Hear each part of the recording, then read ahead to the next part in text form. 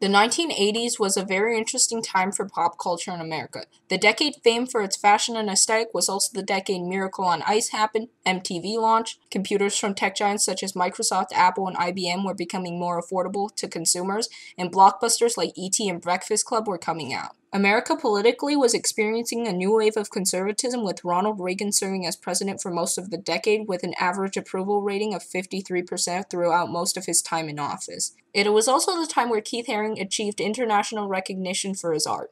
Born on May 4, 1958 in Reading, Pennsylvania, and raised in nearby Kutztown, Pennsylvania, Haring's childhood would be where he developed a love for art from things such as Dr. Seuss, Walt Disney, Peanuts, and his own father, Alan Haring.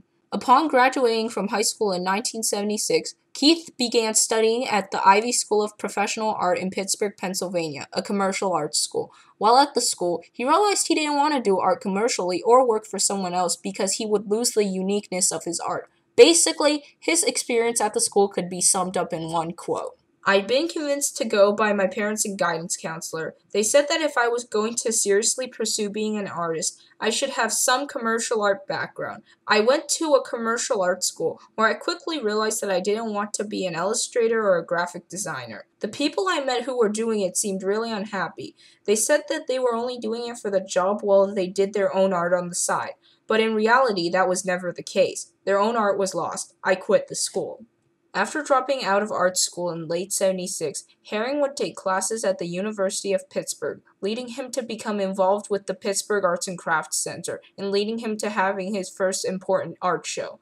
The late 70s would also be the period where Haring would start tweaking his style to what he's most recognized for, discovering new influences like Pierre Alechinsky, among others, and beginning to work with more abstract shapes. The people who influenced Keith Haring's style also helped him take his next steps as an artist, and in 1978, Haring would move to New York City to attend the School of Visual Arts. While being a student at SVA, Haring noticed that in the subway station, unused advertising panels were covered with matte black paper, and he began to use white chalk to draw on them. He did this because he wanted more people to see his art and hear his message, and he thought that the New York subway was the perfect place because thousands of people use the subway every day. From 1980 to 1985, Haring made hundreds of these drawings, and soon New York commuters became very familiar with these drawings, sometimes even approaching Haring as he worked. During his career, Haring also used his art as a form of activism, promoting safe sex, advocating for HIV/AIDS awareness, and cautioning against the use of drugs. An example of activism through his art can be seen in the piece Free South Africa from 1985. It shows a white figure with an X on its chest holding a leash being crushed by a gigantic black figure who is the one being leashed. For some context, from the 1940s and up until the 1990s, South Africa had an official policy known as apartheid, which basically dictated and segregated where each race could work, live, go to school, etc. The system heavily favored white people among other races, and black people weren't even allowed to vote. For this work, Haring wrote that, quote, "Control is evil.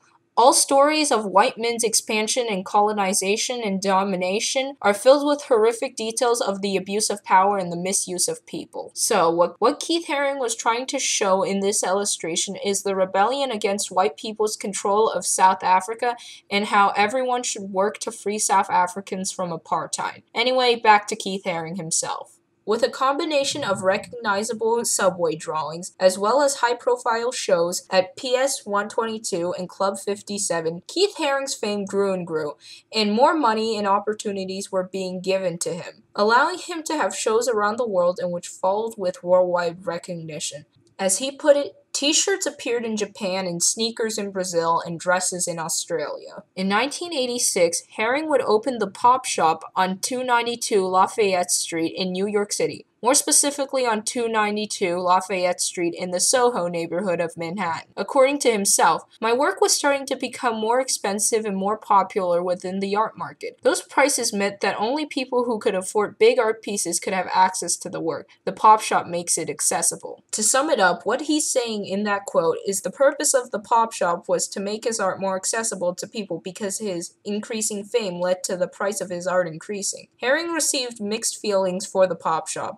with some people like Andy Warhol praising him, while his critics felt like he was selling out. In 1988, Keith Haring was diagnosed with AIDS. Haring publicly acknowledged his illness and expressed his views on it, telling Rolling Stone that no matter how long you work, it's always going to end sometime, and there's always going to be things left undone. And it wouldn't matter if you lived until you were 75, there would still be new ideas. There would still be things that you wished you would have accomplished. You could work for several lifetimes. Part of the reason that I'm not having trouble facing the reality of death is that it's not a limitation in a way. It could have been any time, and it's going to happen sometime. If you live your life according to that, death is irrelevant. Everything I'm doing right now is exactly what I want to do. Shortly before his death, Haring would establish the Keith Haring Foundation, a charity for children's and AIDS foundations, and expand his influence before passing away on February 16, 1990. Now, what are my thoughts on Keith Haring?